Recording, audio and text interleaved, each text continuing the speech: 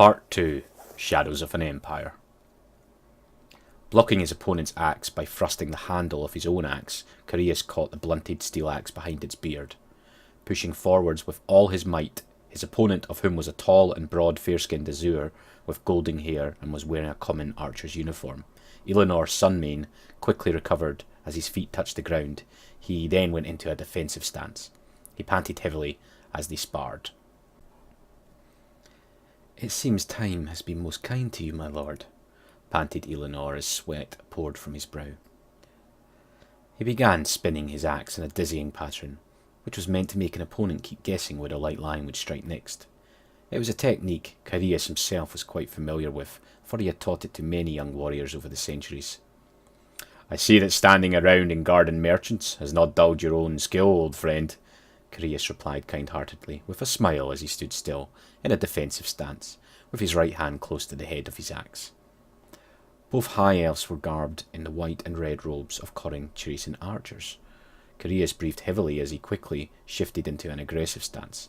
It felt good to be speaking in proper Elfarin to another Asur. The two of them were currently located in the training area of the Ulfuan's embassy's guard barracks. "How fares your daughter?" Koreas asked his old comrade fondly, for Eleanor had served Koreas for centuries as a second-in-command, a standard carrier and occasional chariot driver. "You taught her too well, my lord," Eleanor replied, as he began advancing towards Koreas. He quickly began zigzagging from left to right. "The girl thinks she shall be the next Corhil thanks to you," he calmly said as he swung his axe high.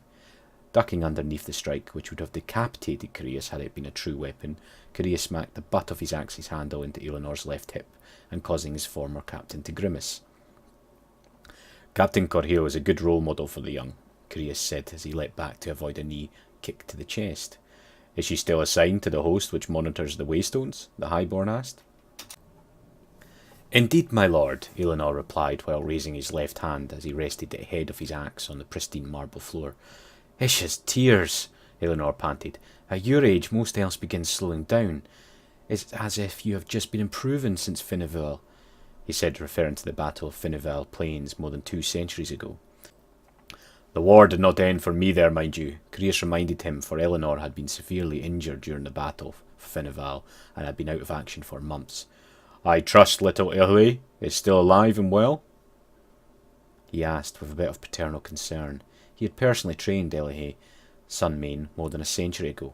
She was his finest student and a born warrior. He was honoured to have been her teacher, as he had done with many other younger elves. He had not seen Eleanor's daughter in over 90 years now. "She left Altdorf 2 days before you arrived, my lord," Eleanor said, as he stood up and bowed, signifying that their sparring session was over. Koreas bowed as well, and the two warriors set their training axes upon one of the weapons racks. "A shame, really," Eleanor said as he wiped his left sleeve over his brow. "She would have been very happy to see you, my lord." "A pity I did not arrive sooner then," Koreas said with a shrug. He had arrived in Altdorf 3 days prior in the company of a battle wizard lady of the Amethyst Order. The wizard lady had proven to be the most skilled and excellent fighter, both physically and in the matters of the arcane. The two had parted ways, but not before the wizard had given him directions to reach the Ulfuan embassy. The two warriors of Trace soon parted ways as well. Koreas himself had been given special accommodations, the kind often reserved for an influential highborn.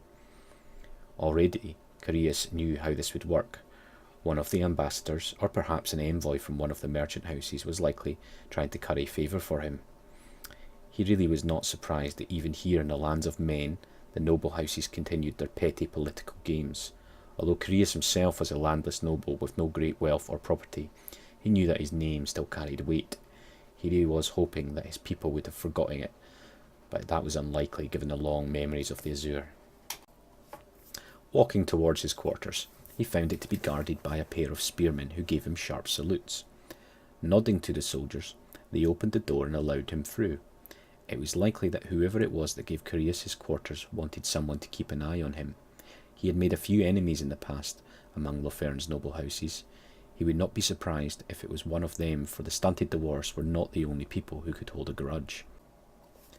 If it was, though, then he had no worries. Among the Azure, outright assassination of one's enemies was simply against etiquette, especially among Lofern's noble houses.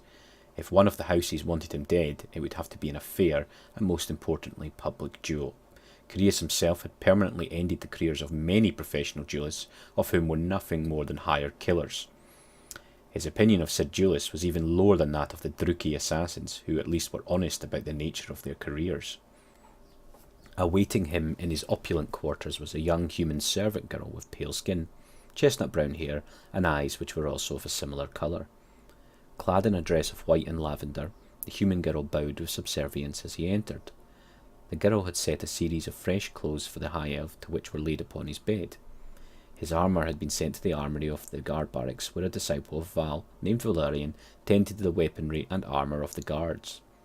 The disciple of the smith god also produced and maintained a number of weakly enchanted weapons, which was kept around when the embassy needed to curry favour from the imperial nobles. Telling the girl to rise, he saw her look upon him with that sense of awe and wonderment he often noted when humans see his race. "What is your name, child?" Curius asked, in a polite tone. "Annalise, my lord," the girl said with a bow again. She must be new, he thought, for in Lofern, where humans can be found working as servants, or residing in the foreign quarters, many of them quickly got over that strange phase of being in awe of his kind. "Are you new here?" asked Curius, knowing what the answer would be. "Yes, my lord," the girl said obediently. "I just arrived in the city with my parents from Averland a week ago."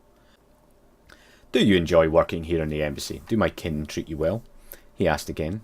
He never understood why hiring human helpers was so popular in Lofern. Probably it was some way for the Lofernese nobles and merchants to help themselves feel superior to the other races. Really silly. "It is the best, my lord," the girl said with an innocent smile.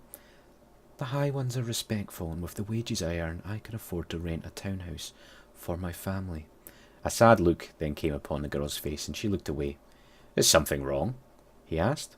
The girl shook her head, and then looked at him with a smile. "I have a brother I wish had joined us before we left Altdorf," she said. "He was conscripted to the state army of Averland.